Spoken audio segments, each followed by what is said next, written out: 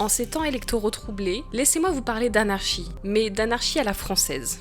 Bonjour et bienvenue à tous. L'affaire que je vais vous raconter aujourd'hui date de la fin des années 70, début des années 80. Et dans cette vidéo, pour changer un petit peu, on va faire à l'envers. D'habitude, je vous raconte les faits, le meurtre le plus souvent, et on remonte un peu ensemble le fil de l'enquête. Aujourd'hui, on fait l'inverse. Je vais d'abord vous parler d'une personnalité. Cette personnalité, c'est celle de Pierre Conti, un homme qui a marqué l'Ardèche. Oui, vous avez suivi, on est en Ardèche.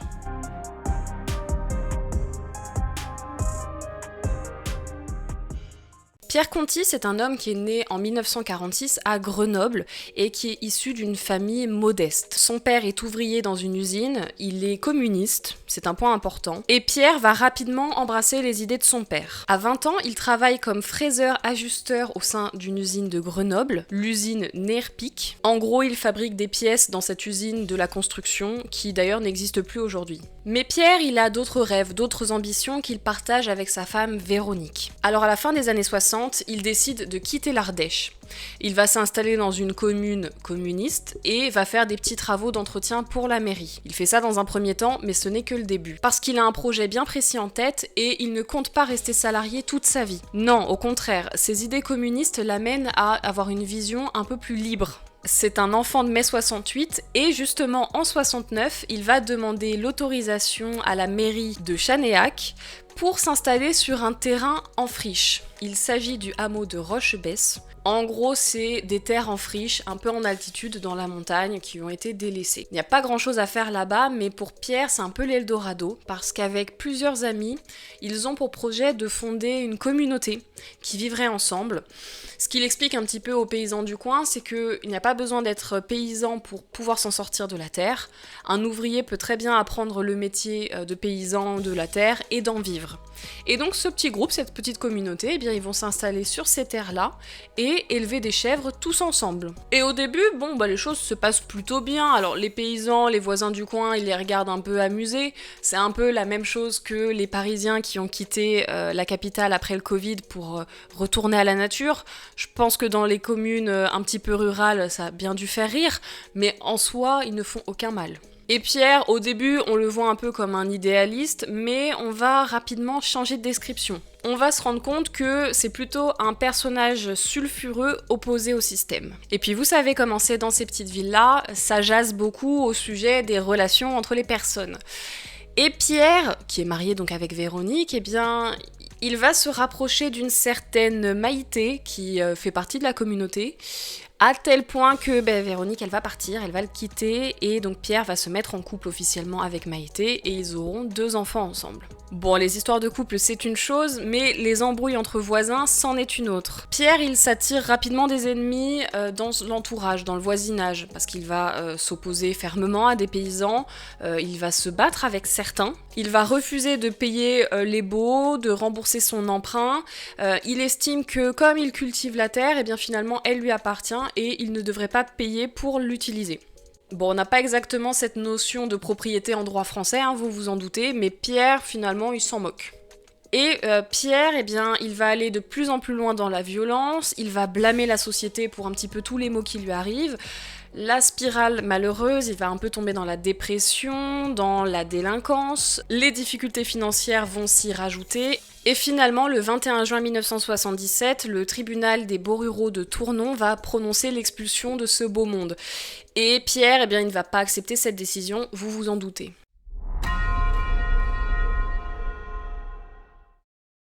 C'était important pour moi de vous présenter un petit peu ce personnage parce que c'est nécessaire pour comprendre les faits qui vont suivre. On n'est pas ici dans une histoire classique d'un meurtre et on essaye de trouver le coupable, on part vraiment de ce personnage qui est central. Parce que Pierre, on l'appelle dans le coin l'étranger ou le hippie, mais c'est tout sauf un enfant de cœur. Et donc quand cette expulsion va être ordonnée, lui, le communiste, l'anarchiste, on peut le dire, qui estime qu'il n'a pas de compte à rendre envers la société, eh bien il ne compte pas respecter cette décision et il va aller beaucoup plus loin surtout. Et vous l'avez compris, Pierre, ce n'est pas du genre à utiliser les voies légales. Il va pas faire un procès. Non, lui, il va partir plutôt sur une infraction, et tant qu'à faire, on va pas choisir une des moindres. Il va braquer une banque. Il a 2 complices. Il a Stéphane et il a Jean-Pierre. Ensemble, ils vont mettre au point un plan pour attaquer une banque, l'un reste dans la voiture et les deux autres rentrent dedans récupérer l'argent. Et le 24 août 1977, eh bien, c'est le Crédit Agricole de Villefort en Lozère qui va faire l'objet d'un braquage à main armée. Ils vont réussir à voler 40 000 francs, ce qui n'est pas énorme finalement pour un braquage de cette époque. Mais je rappelle quand même qu'on est fin des années 70, la sécurité dans les banques, c'est pas comme aujourd'hui. Aujourd'hui, on entend de moins en moins parler de braquage et c'est normal parce que les sécurités sont de plus en plus renforcées et il y a de moins en moins d'argent qui circule de toute façon dans les établissements. Aujourd'hui, on va plus aller sur du piratage informatique pour essayer de récupérer des mouvements de fonds. Bref, le trio va s'enfuir et repartir vers l'Ardèche. Sauf que la manque de bol, eh bien, ils vont croiser 2 gendarmes. Le premier, c'est Danny, c'est un gendarme qui est très jeune, qui a 21 ans, et qui va tenter d'arrêter les 3 hommes. Sauf que plutôt que d'essayer de prendre la fuite, eh bien Pierre, il va plutôt lui tirer dessus à plusieurs reprises, et Danny décédera fin décembre de la même année, après plusieurs mois de souffrance. Le deuxième gendarme, c'est Henri, il a 25 ans au moment des faits, et lui, il arrive à s'en sortir. Parce que Pierre ordonne à Stéphane de tirer, Stéphane hésite, et donc Henri arrive à s'échapper à ce moment-là. Bon, on passe d'un braquage à main armée, qui est déjà pas fameux, à un meurtre et une tentative de meurtre. On n'est plus sur la même ambiance, mais ça ne va pas s'arrêter là. Parce que le trio infernal va finalement croiser une Peugeot 204 qu'ils vont essayer de voler. À l'intérieur, il y a Cyprien, un homme que Pierre connaît, parce que Pierre a une dette envers lui d'ailleurs, et comme Cyprien refuse de donner les clés, eh bien Pierre va l'abattre de sang-froid en lui tirant dessus. Et comme jamais de sang-froid, et c'est malheureux dans ce cas-là, eh bien il croise une autre voiture, une Renault 12, dans laquelle se trouve Roland, le fils de Cyprien, qu'ils vont aussi abattre parce qu'il refuse de laisser sa voiture. Donc ça fait un braquage, 3 morts, une tentative de meurtre. Le trio, clairement, là, c'est le moment de se carapater. Ils peuvent pas rester là. Et on va les surnommer les tueurs fous de l'Ardèche. On va les rechercher pendant longtemps. Il y aura beaucoup de témoignages qui diront qu'ils les ont vus à tel endroit, qu'ils se sont arrêtés manger ici ou là. Pierre Conti va devenir à ce moment-là l'homme le plus recherché de France. Il va être inscrit au fichier des personnes recherchées. Et le juge d'instruction de Privas, Alain Clergue, est saisi pour retrouver ces hommes et les juger. Pierre, le 7 septembre 1977, il va lui écrire une lettre à ce magistrat pour lui dire qu'il n'est ni tueur ni otage. Pour quelqu'un qui a braqué une banque et tué 3 personnes de sang-froid, c'est culotté. Mais cette lettre, eh bien, c'est la dernière nouvelle qu'on aura de lui.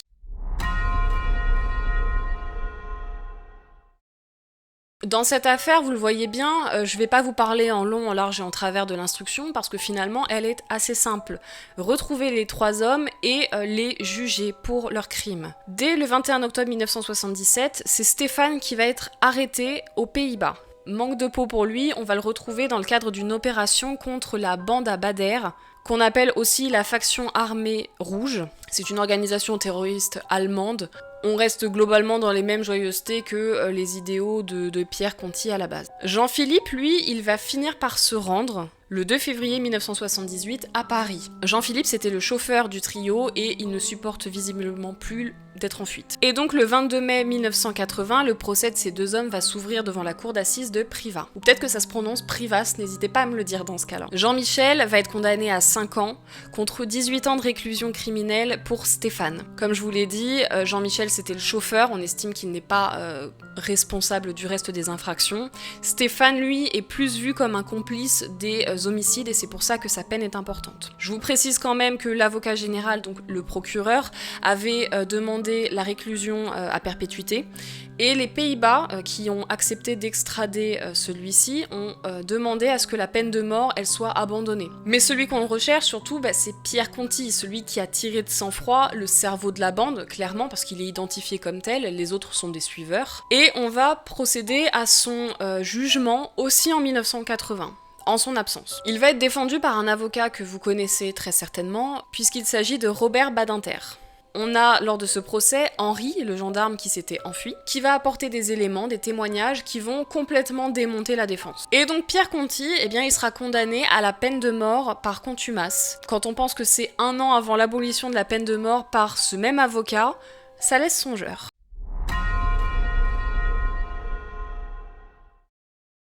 Je vous ai dit condamné par contumace, mais est-ce que vous savez ce que c'est? J'ai bien conscience que vous pouvez pas me répondre là directement.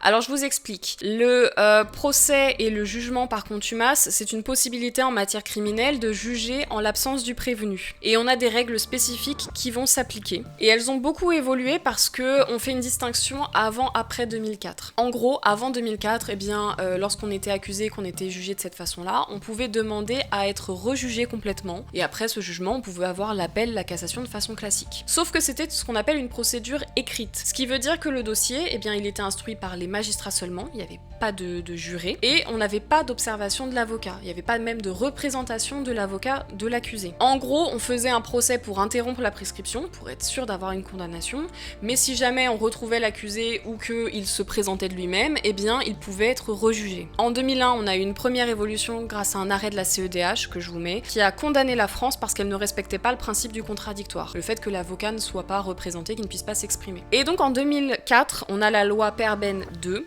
qui vient changer les règles. On va passer à une procédure qu'on appelle de défaut criminel. On va avoir des débats oraux cette fois-ci si l'accusé a un avocat. L'avocat sera entendu. Et s'il n'y a pas d'avocat, le juge il peut décider de reporter le procès ou alors de condamner. Et dans ce cas-là, deux options sont ouvertes. Soit la condamnation devient irrévocable et on n'a plus d'appel possible. Soit l'accusé est arrêté avant la prescription de sa peine ou alors il se rend. Et dans ce cas-là, il y aura un rejugement. Pour résumer, la différence, c'est que maintenant, on a une procédure qui est contradictoire puisqu'on a l'avocat qui intervient. Mais par contre, on empêche de faire appel de cette décision. En gros, tu te présentes. Bon, on devrait toujours se présenter à son procès, c'est pas le débat.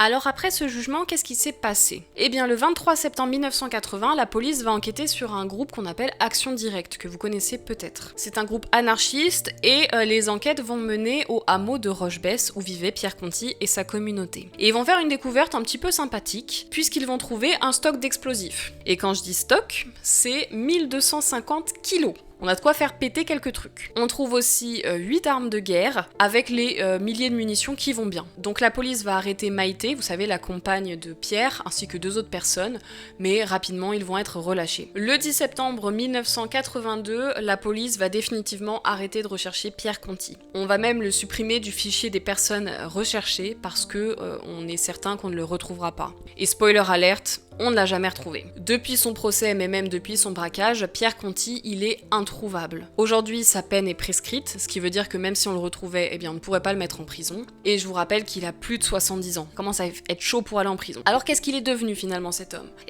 Plusieurs théories ont fleuri avec le temps, notamment concernant le ministre de l'Intérieur en 1977, monsieur Christian Bonnet, et une déclaration qu'il a fait lors d'une conférence de presse. Il dira « Il ne nuira plus ». C'est un peu énigmatique.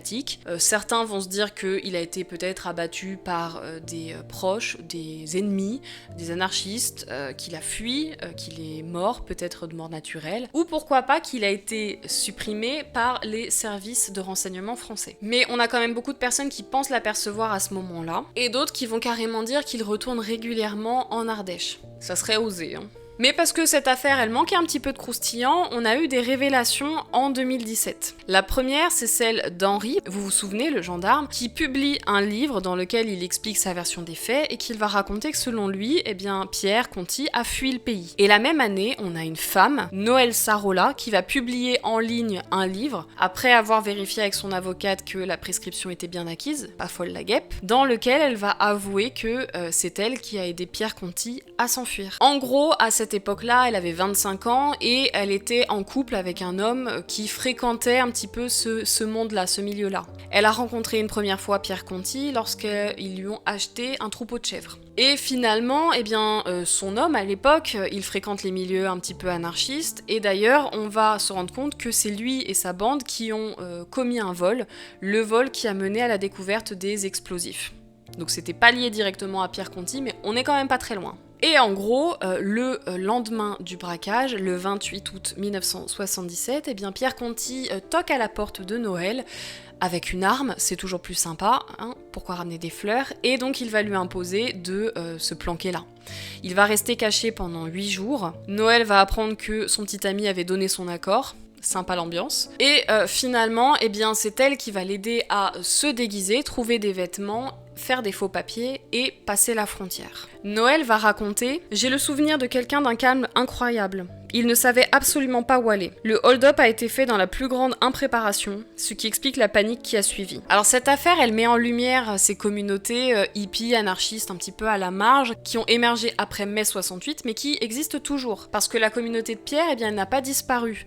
Vous regarderez un peu sur internet, mais en 2023, récemment, on a encore eu une histoire de chien attaqué. Bref, Pierre Conti et ses idées ne sont pas morts. Alors vous, qu'est-ce que vous en pensez? Bon, sur les faits, il n'y a pas trop de suspense et il n'y a pas trop de difficulté à savoir qui les a faits, mais est-ce que Pierre est toujours vivant selon vous, et où est-ce qu'il pourrait se cacher? Si ça se trouve, il va regarder cette vidéo, je pense pas, mais bon, c'est possible, hein, peut-être qu'il a YouTube là où il est. Et selon vous, surtout, pourquoi ce passage à l'acte? Parce qu'on a la théorie du Pierre qui est en panique après le braquage, qui s'attendait pas à tomber sur des gendarmes, et c'est vrai que c'est quand même pas de chance, et donc qui tombe dans une spirale meurtrière à cause de ça.